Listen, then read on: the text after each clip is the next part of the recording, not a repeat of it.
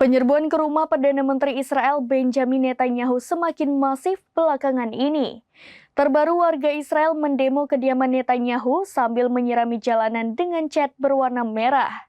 Aksi ini sebagai simbol darah para sandera yang hingga kini tak jelas bagaimana nasibnya. Penyerbuan ke rumah Perdana Menteri Israel Benjamin Netanyahu semakin masif belakangan ini. Terbaru warga Israel beramai-ramai menggeruduk kediaman otoritas tertinggi negara tersebut pada Senin 22 Januari 2024.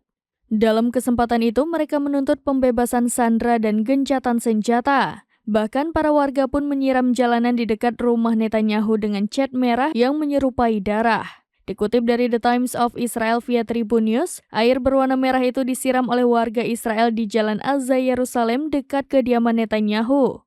Massa Israel yang berkumpul pun berbaris melalui jalan tersebut sambil membawa poster bertuliskan darah para sandera ada di tangan Anda. Beberapa massa lainnya mengangkat poster kerabat atau anggota keluarga yang masih disandera.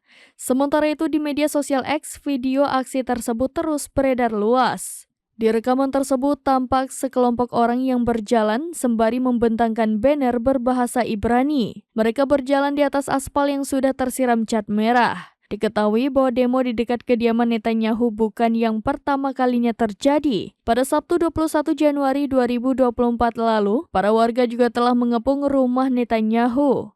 Warga Zionis marah terutama keluarga para sandera yang tak kunjung mendapat kepastian.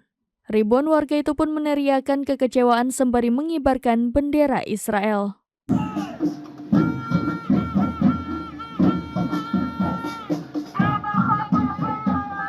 Demikian informasi terkini Syederalun. Saksikan terus berita lainnya di kanal YouTube Serambi News, website dan Facebook serambinews.com. Download Tribun X sekarang. Menghadirkan lokal menjadi Indonesia.